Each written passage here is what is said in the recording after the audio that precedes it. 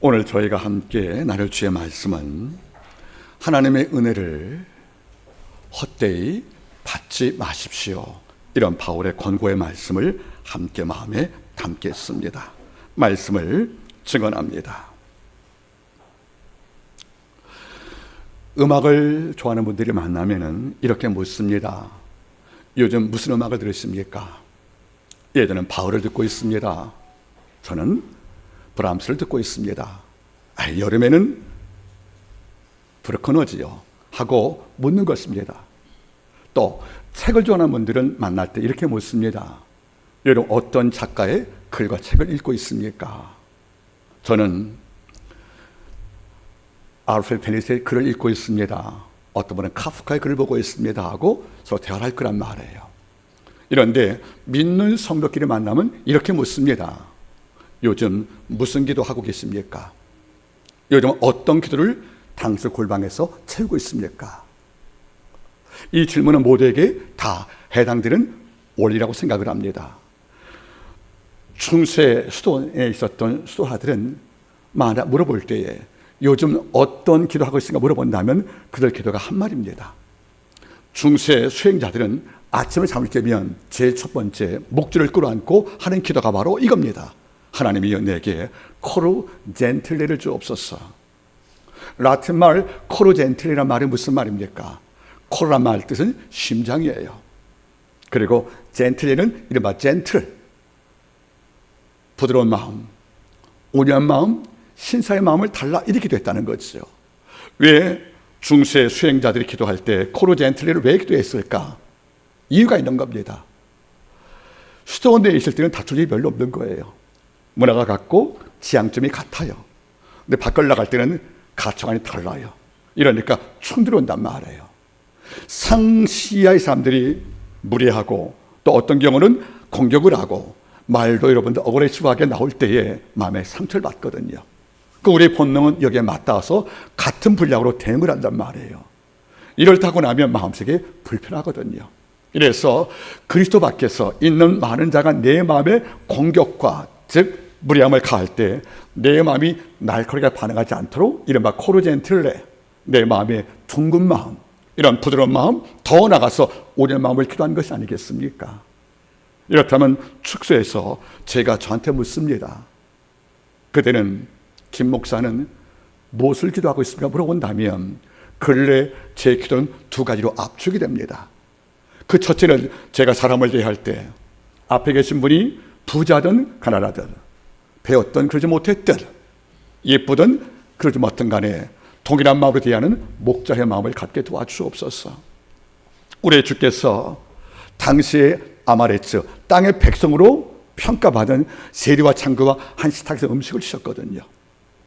과거의 식탁 교제는 신분이 같아야 가능했습니다. 귀족은 귀족끼리, 랍비는 랍비끼리. 이런데 메시아인 그분께서 랍비의 정적 그분께서 세리와 창기와 한 식탁에서 음식을 드시고 마셨다. 물론 이걸 보고 바리새인은 말했죠. 먹기를 좋아한다고 비판할지 모르겠지만 주는 말씀하는 것입니다. 식탁 공동체가 바로 무엇입니까? 여러분들 바로 평화 공동체거든요. 이런 까닭에 주님은 사람을 선택해서 만나지 않았고 골라서 대화하지 않았고 측정해서 그를 대한 적이 없다는 걸 볼 수가 있다는 것이에요. 그러면 목자의 마음이 어떤 마음이에요? 목자가 양을 키울 때 건강한 양만 돌보진 않잖아요. 병든 양도 돌볼 것이고 어떤 양은 담을 넘어가는 양, 뒤집어진 양도 있지 않습니까? 이런 양도 동일하게 대하는 것이 바로 목자의 마음이란 말이에요.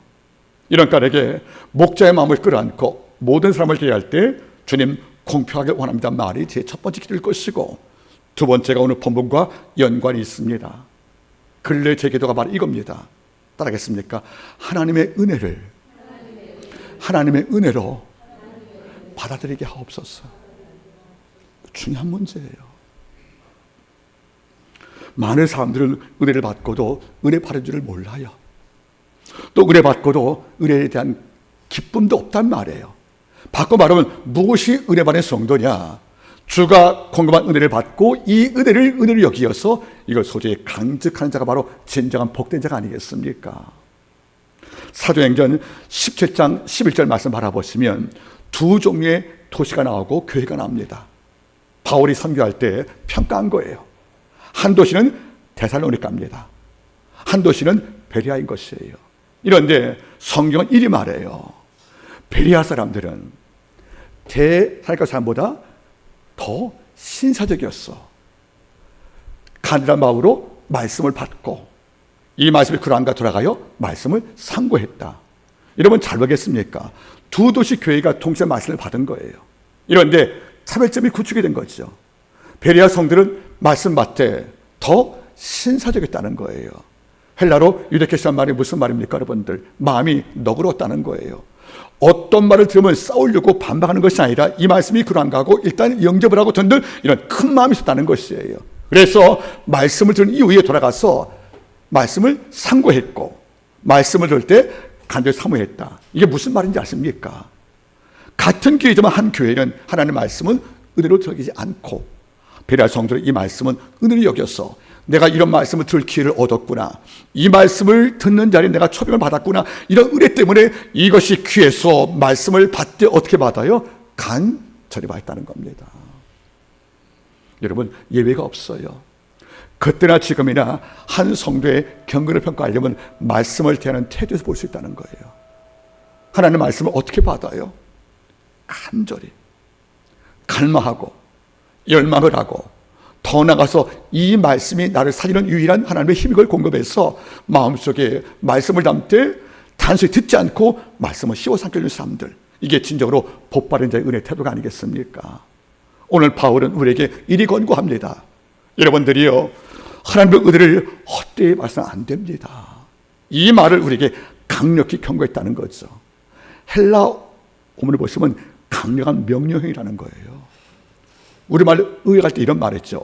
따르겠습니까? 하나님의 은혜를 그들은 어떤 경우든지 헛되이 받지 마십시오.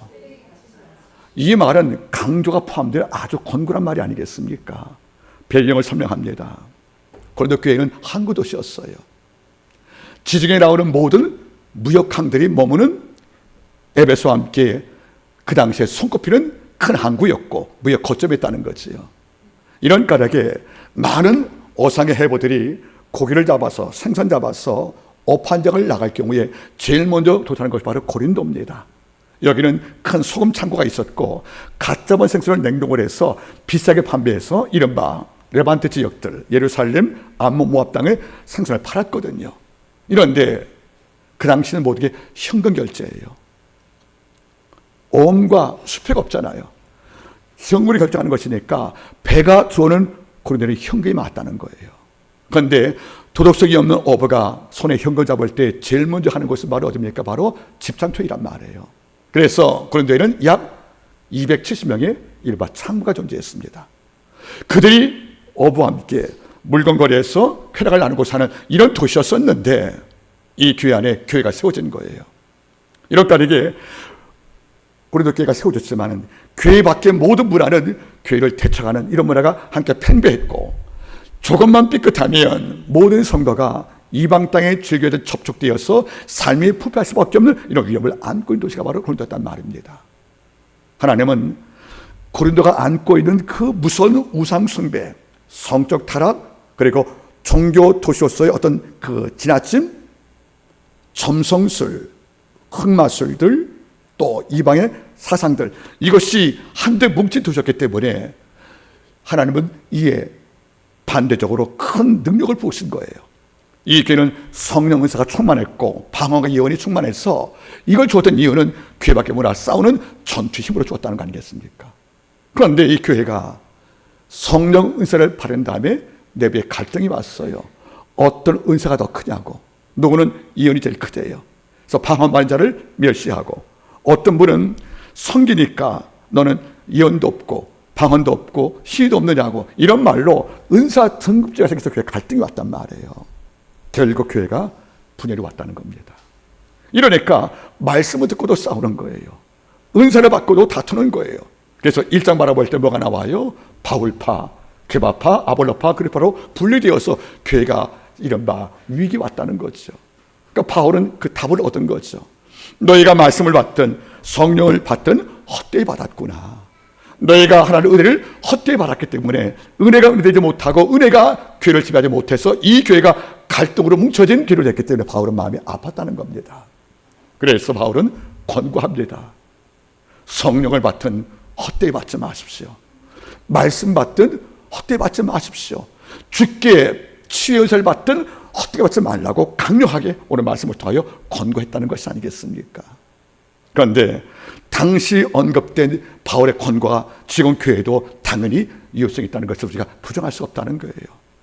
현대교회도 이 교회를 넘어서는 갈등과 분열, 하나님의 은혜를 소홀히 여기는 마음이 많기 때문에 은혜가 되지 못하고 교회가 육체의 몸으로 끝나는 것이 참 많지 않습니까? 저와 함께 기도했던 많은 성도들은 제 기도 가운데 이런 기도하는 걸 알잖아요. 하나님이여, 우리 한마음교회는 사람이 주를 이기지 못하게 하옵소서. 말씀이 네 가지입니다. 사람이 주를 이길 수 없는 한마음교회, 말이 말씀을 이길 수 없는 한마음교회, 육체가 성령을 이길 수 없는 한마음교회, 그리고 음부의 권세가 이길 수 없는 성령 공동체. 이것이 제가 하는 기도거든요. 이제 어떻게 뭔지 아십니까? 말이 말씀을 이길 수 없는 거고, 여러분들 사람이 주를 이길 수 없는 교회를 기도하는 거예요. 이렇게 되려면 교회를 구성하는 모든 성도가 하나입니다. 은혜로 귀 여겨 바를 필요가 있다는 겁니다. 오늘 이 말씀을 함께 나눠보지요. 자, 하나님과 함께 일하는 우리가 너에게 부탁을 한다. 너에게 허락하려 권고한다. 무엇을? 하나님의 은혜를 헛되이 받지 말라. 문장은 두 구조예요. 전반부는 하나님의 은혜를 설명하는 것이고, 두 번째가 헛되이 받지 말라는 태도에 권고가 나온다는 거지요. 우리 먼저 뭘 알 필요가 있습니까? 하나님의 은혜가 무엇인가를 먼저 알 필요가 있다는 것입니다. 자, 중요합니다. 성경 가운데 가장 중요한 단어가 바로 은혜라는 단어입니다.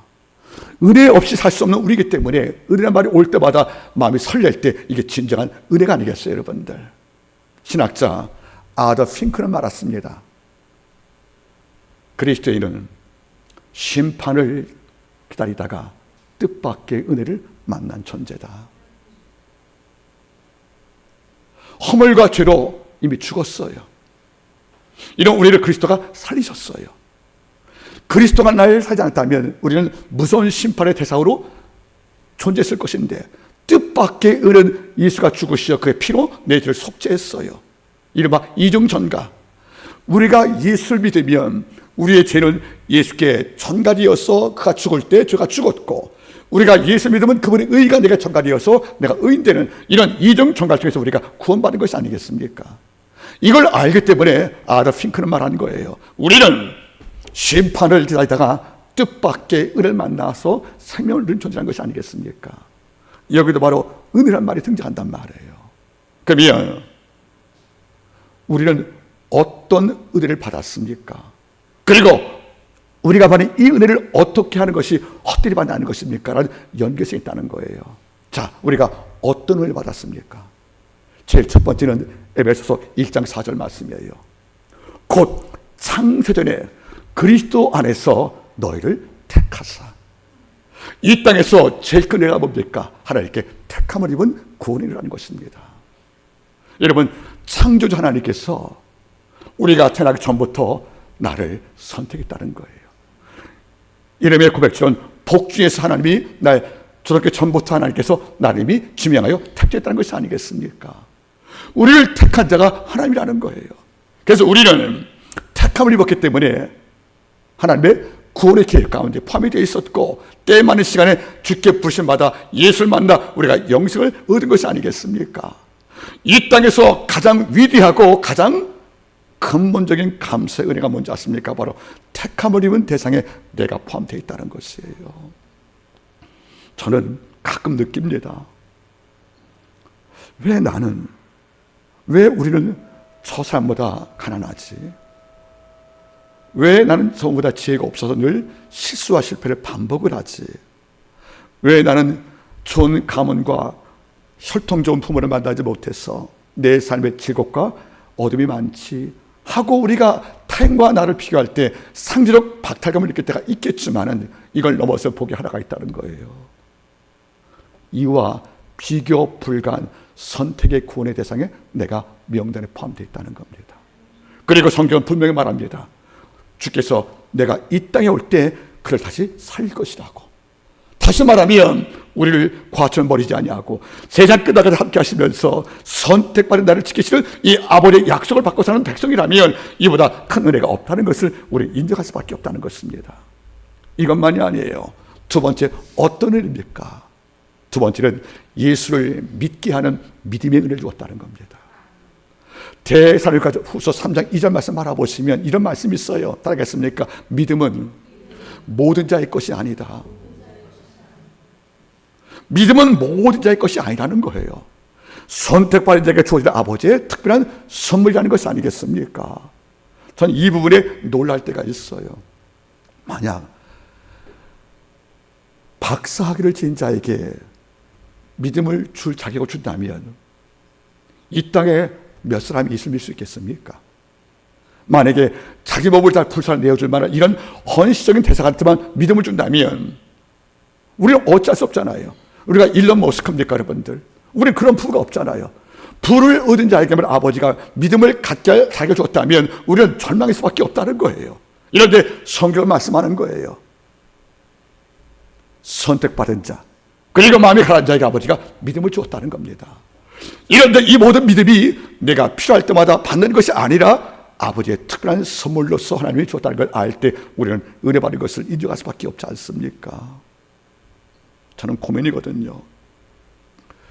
목회자이기 때문에 많은 성도에게 말씀을 증거하잖아요. 신학생에게 강의하잖아요. 또 전도하거든요.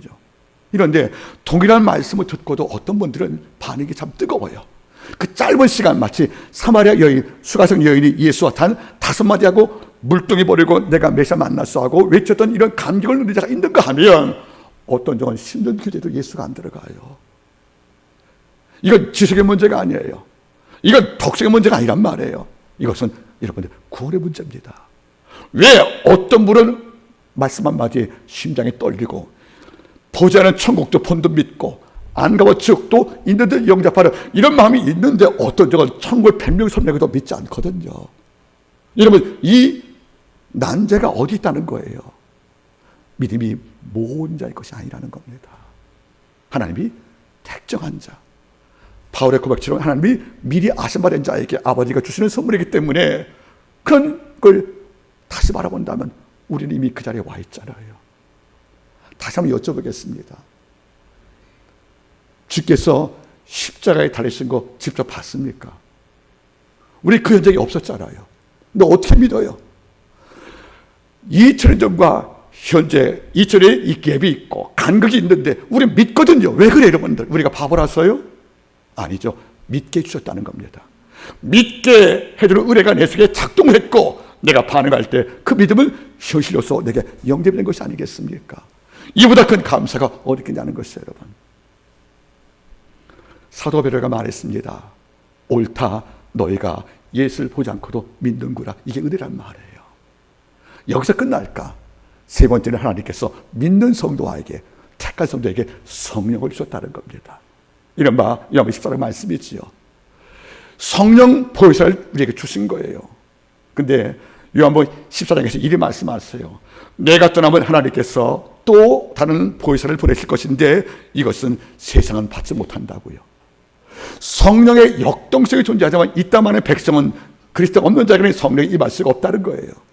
하나님께서는 믿는 자 안에 성령을 부으셔서 임재하시고 그리고 성령을 충만케 하사 나와 동의하고 있다는 것이 아니겠습니까? 여러분, 성령을 받은 사실이 얼마나 특별한 선물인지 아십니까? 성령을 받으면 진리 가운데 인도받는 것이고 성령을 받으면 하나님 말씀이 이해가 되는 것이고 성령을 받으면 은사와 능력을 받는 것이고 그리고 성령을 받으면 담담을 얻는 것이고 성령을 받으면 소망이 죽지 않거든요. 그래서 성령을 받으면 큰 산을 평지로 보는 이런 믿음이 마음에 역사한다는 것이에요. 이런데 세상은 성령을 받지 못한대요. 근데 우리는 받았대요. 살다 보면 삶이라는 것이 그래요. 약간의 기쁨과 많은 슬픔이 있잖아요. 그렇죠? 마치 셰익스피어 말대로 삶이란 기쁨과 슬픔이란 두 줄로 직조한 옷감과 같은 것들인데 살다 보니까 슬플 때가 더 많다는 거예요. 마음이 눌릴 때가 많다는 거죠. 이런데 우리는 범사에 감사가 돼요. 왜 그럴까 여러분들?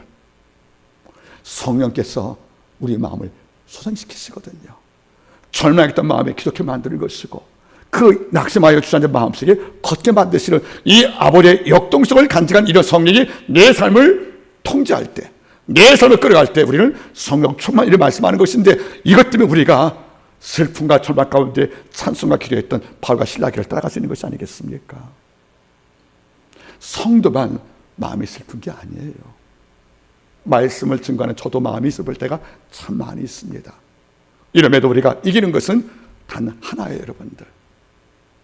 이 땅에 어떤 피조물도 그리스도 예수 안에 있는 하나님의 사랑을 끌 수 없게 만드실 성령의 임재가 우리 마음에 있다는 겁니다.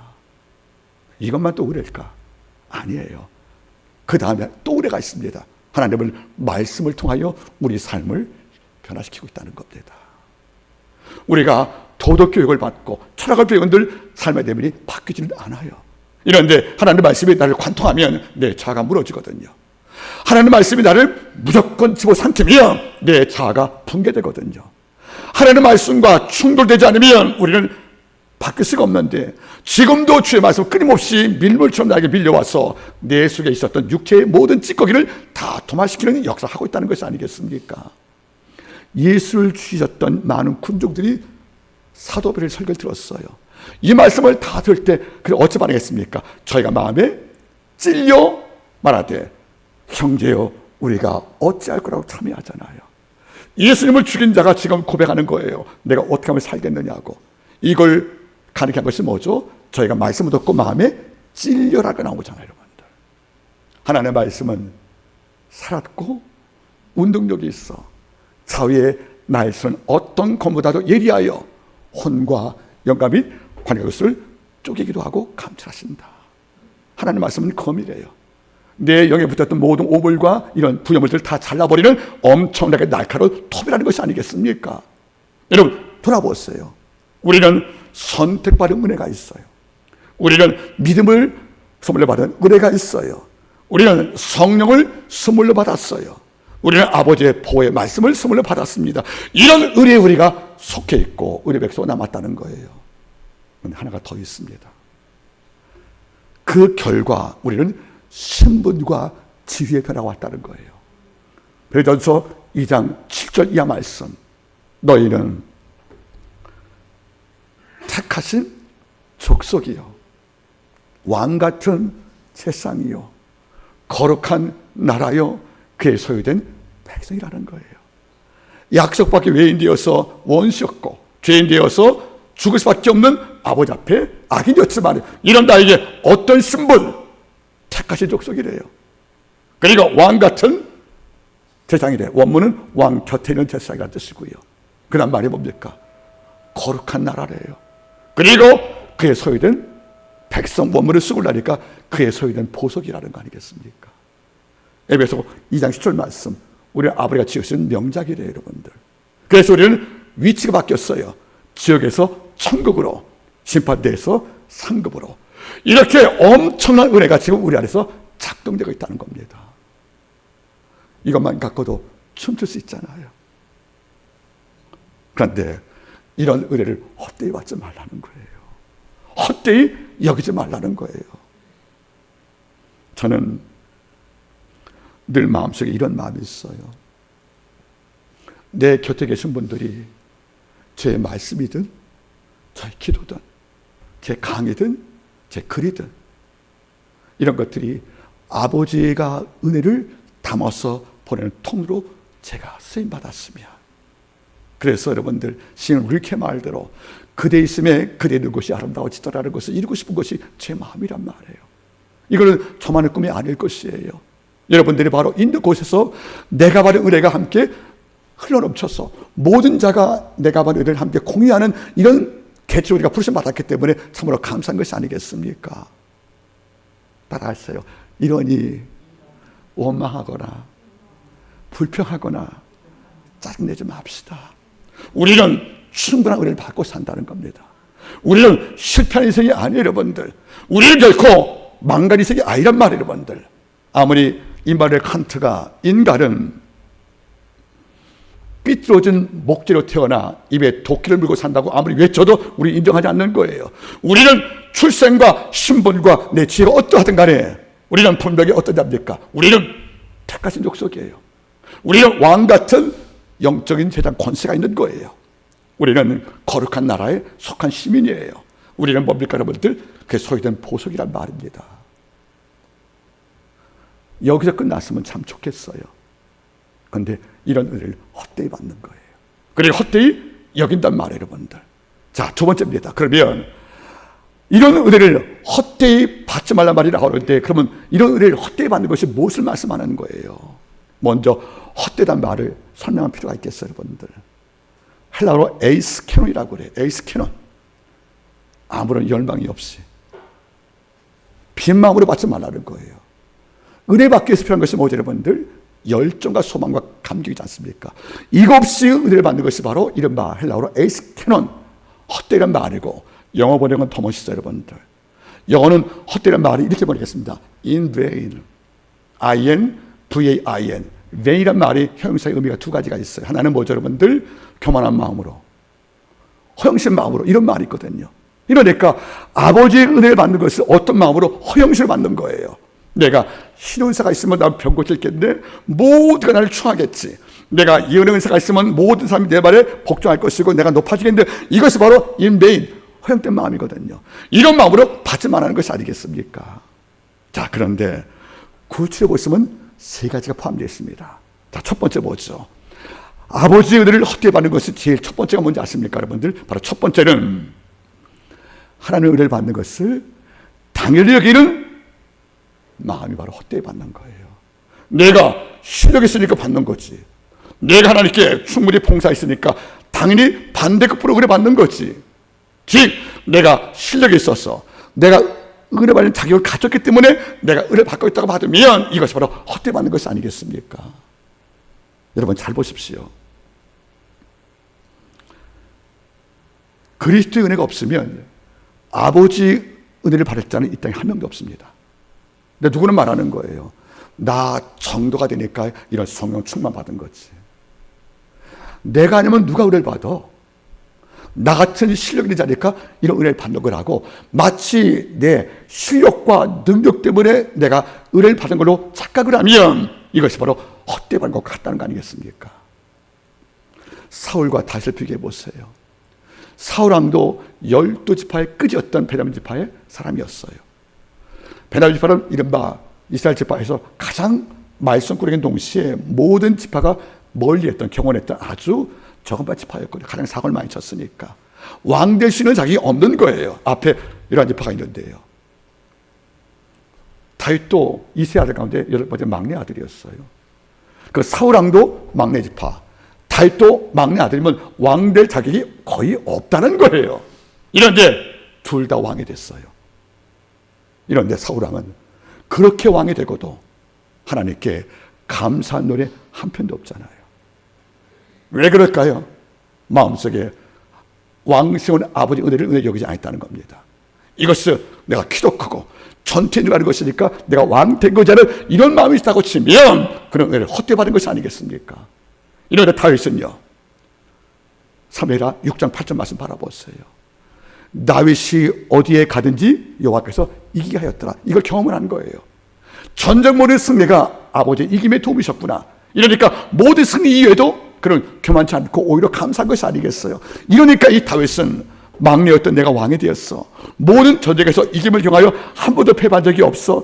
이것을 내 개인의 능력에서 온 마땅한 은혜가 아니라 아버지의 폭발적인 의와 압도는 은혜를 영접을 했기 때문에 시편에서 이런 편 이상의 하나님께 찬양한 시가 나왔잖아요.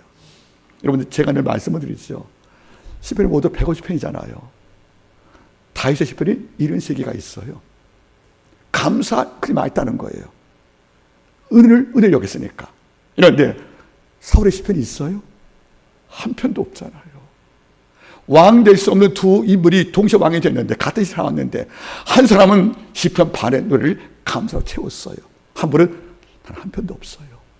왜 그럴까 여러분들? 다윗은 아버지가 주신 모든 복을 은혜로 고백해서 내 실력이 아님을 인정했다는 거예요. 내가 은혜 받을 자가 아닌데 은혜를 주어서 내가 생존 가능함을 고백한 것인데 사울왕은 달랐다는 거 아니겠습니까? 우리 칼빈주의의 위대한 학자 가운데 아브라함 카이프라는 분이 계세요. 이 아브라함 카이프의 신학이 바로 영역주권이에요. 영역주권. 영역주권이 뭐냐면 하나님은 내 삶의 모든 영역을 통치한다는 거예요. 나와 직장일 때 직장의 영역을 통과하는 것이고, 나와 건강, 나와 물질, 나와 가정, 나와 교회, 나와 여러분들 취미생활, 내가 접촉하는 모든 영역을 아버지가 통치하고 있다는 게 바로 영역주권이에요, 여러분들. 그러면 아버지가 내가 접촉하는 모든 분야에 다 계시고 이 장소에서 당신의 주권자이기 때문에 우리가 승리한 것이 아니겠어요. 그러니까 바울은 뭐라고 그래요? 하나님을 사랑하는 자, 그 뜻대로 부르심 입은 자에게 모든 합력에 왜 선을 이룹니까? 그 모든 것이 아버지가 주권을 임했다는 거 아니겠어요, 여러분들? 이런데 우리는 교회에서는 감사가 되는데 직장에서 여러분들 내가 이기면, 또 스포츠에서 승리하면, 어떤 목적 이루면 우리를 아버지께 이걸 은혜라고 여깁니까? 주식에 탁월한 내 실력으로 내가 주가에서 이익을 얻은 거라고 생각하지 않습니까? 우리 삶의 모든 결실을 영역 주권 그분이 개입해서 만드신 성과물이기 때문에 이것을 내 실력과 별개로 아버지 은혜가 아니겠냔 말입니다. 이것이 우리를 고백이 안 되는 거예요. 그래서 우리는 뭡니까 여러분들? 은혜 받고도 감사가 없고 감격이 없고 감통이 없는 거예요. 한 개일 아래 세 가지 감이 필요해요. 감사, 감동, 감격. 이건 뭡니까?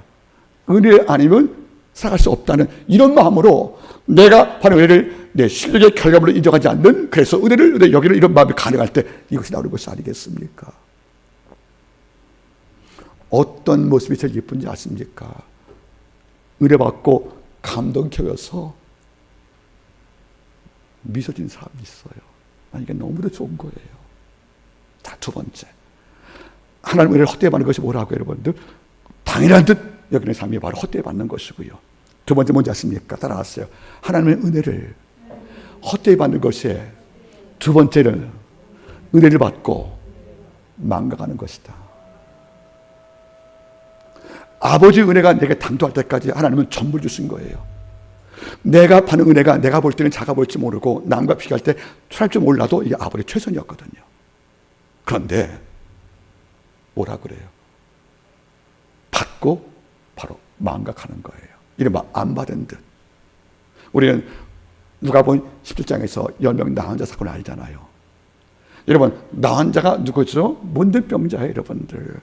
우리가 레위기 13장에 나오지 않습니까? 이른바 케타트사, 고리박탈 나온단 말이에요. 제사기에 문둥병으로 확진시키면 제일 먼저 어떻게 됩니까?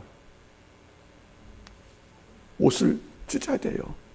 네, 환부를 보여야 남의 접촉을 멀리 할 수 있잖아요, 여러분들. 두 번째, 뭘 풀어야 돼요? 머리를 푼 자는 성전에 못 들어가는 거예요. 세 번째 뭐죠, 여러분들?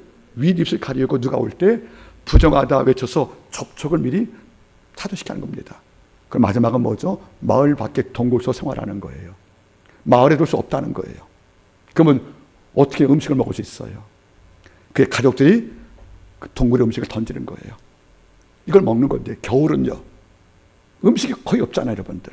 그래서 문둥병자는 유세버스의 교회에서 바라보시면 문둥병보다 아사한 자가 더 많다는 것이에요. 그런 10명이 마을에서 왔다는 거 아닙니까? 우리 말대로 마을에 둘 수 없는 자란 말이에요.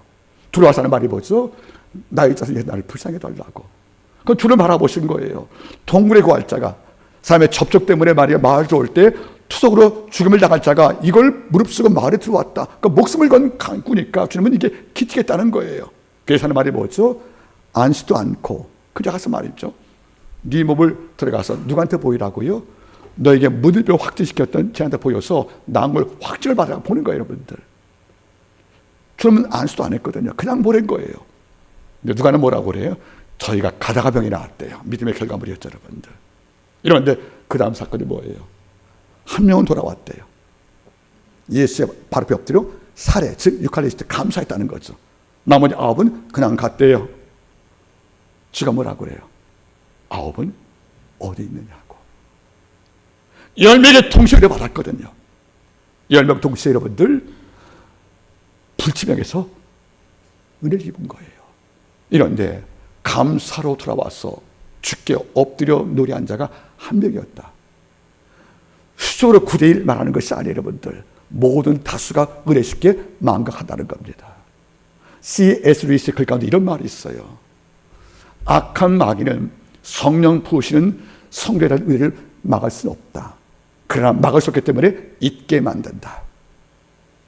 오늘날 은혜 잃어본 자가 얼마나 많아요. 잃어버리든 잊어버리든 망각이든 일반 손실되든 너무도 많다는 거예요. 그래서 당장 주의 말씀을 듣고 바로 말씀 끝나고 나서 바로 갈등을 다투잖아요. 사랑의 말씀을 듣고도 끝나고 나서 여러분들 바로 팔을 구별하고 또 다투지 않습니까? 이게 왜 그럴까? 은혜의 망각이 너무도 쉽게 온다는 것이 아니겠습니까?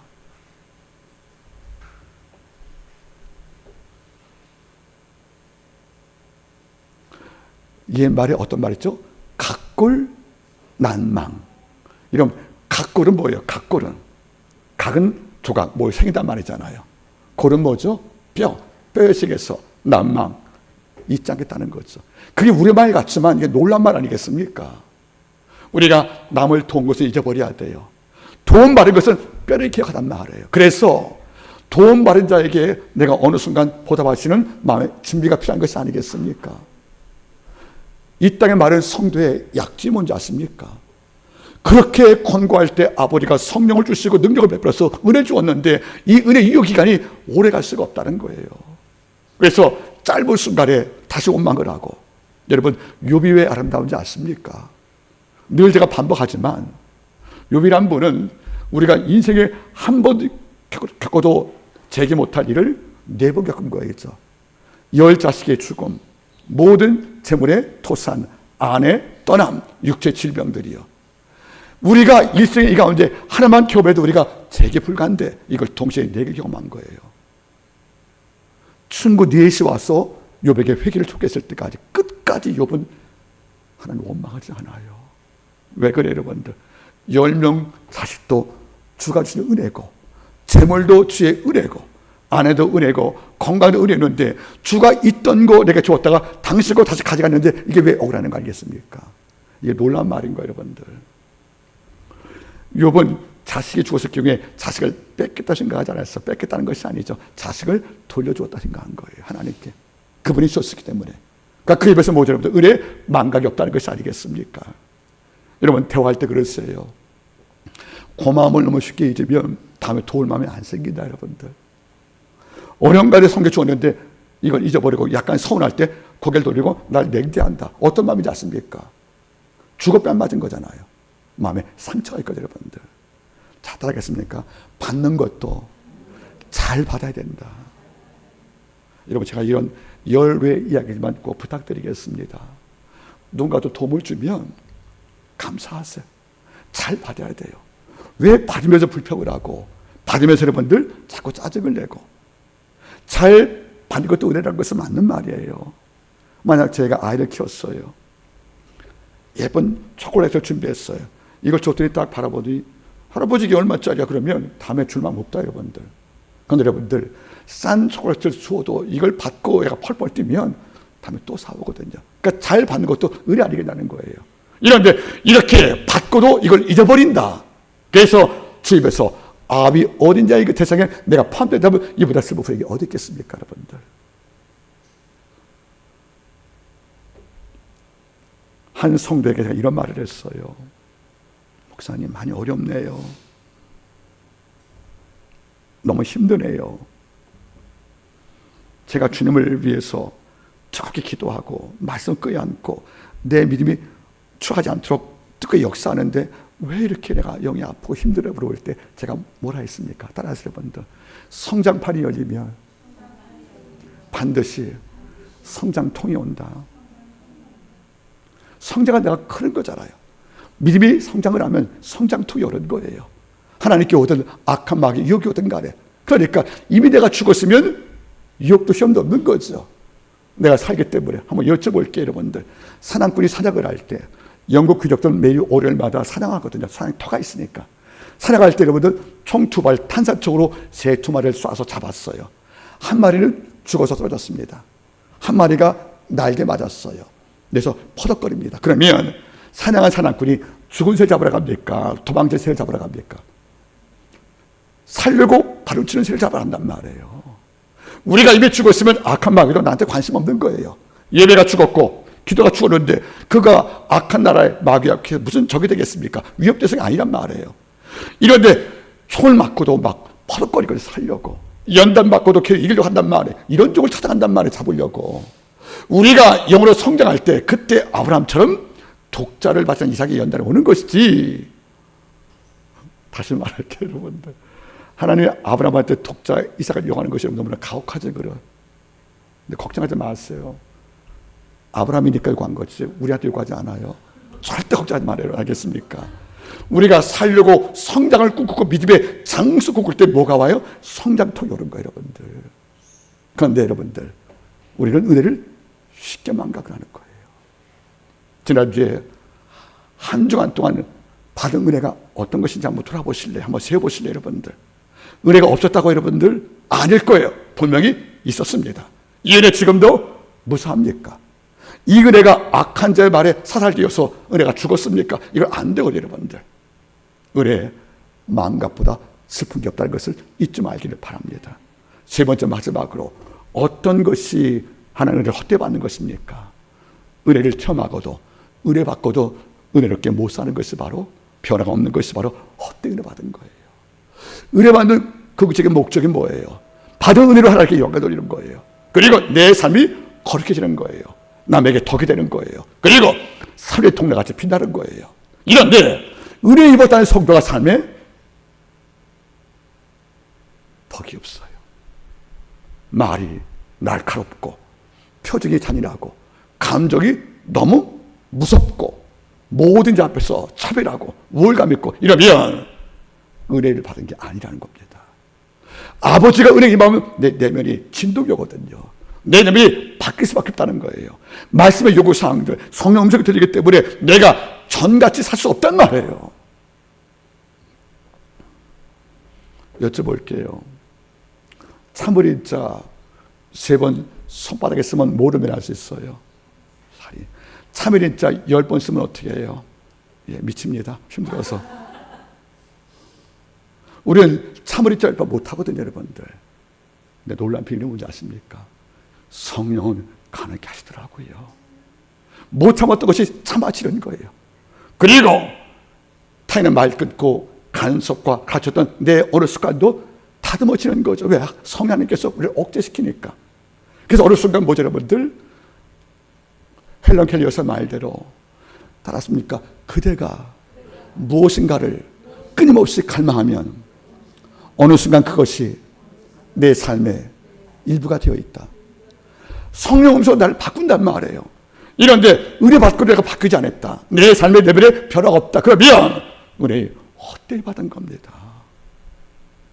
가끔 제 친구는 비위가 좀 약하신 분이 계세요. 그 친구가 저를 전도했기 때문에 저는 그 친구한테 꼼짝을 못해요. 스프레이 목사님.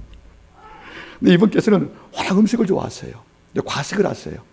그래서 만나서 여러분들 애슐리에 가서 음식을 대접을 했어요, 여러분들.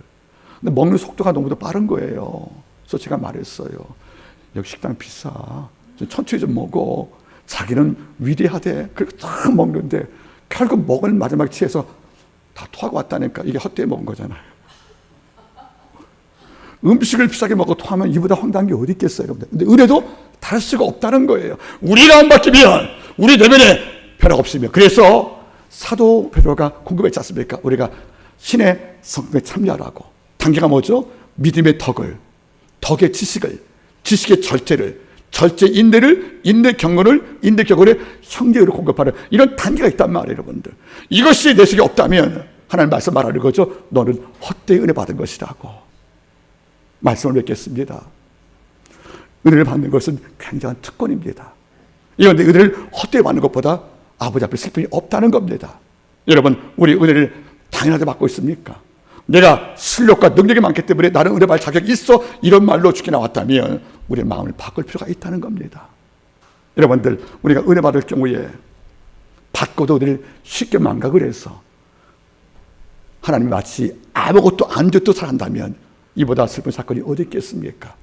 더 나아가서 은혜 있고도 우리는 체험된 은혜만큼 은혜 있게 못 살 때 이보다 안타까운 삶이 어디 있겠습니까? 이번 한 주에 여러분께서 은혜 받는 답게 은혜 있게 살기를 부탁을 드리겠습니다. 기도합니다. 하나님이여, 심판을 기다리다가 뜻밖의 만난 우리 성도기에 우리 아내를 여러분 하나님이여 선택받는 은혜와 믿음받은 은혜와 성령을 받은 은혜와 주님 나를 지키시는 아버지의 말씀의 은혜가 있는데 이걸 아버지여 우리가 헛되이 받아서 우리가 소멸치 않을 것이며 헛되이 받아서 우리가 망가하지 않기를 간절히 소망합니다. 겸손한 마음으로 고마운 마음으로 감사의 말을 은혜를 받아서 은혜가 아니면 살 수 없다는 찬양 가사와 같이 우리 삶이 은혜롭기를 간절히 소망하며 모든 말씀을 예수님의 이름으로 기도드리옵나이다. 아멘.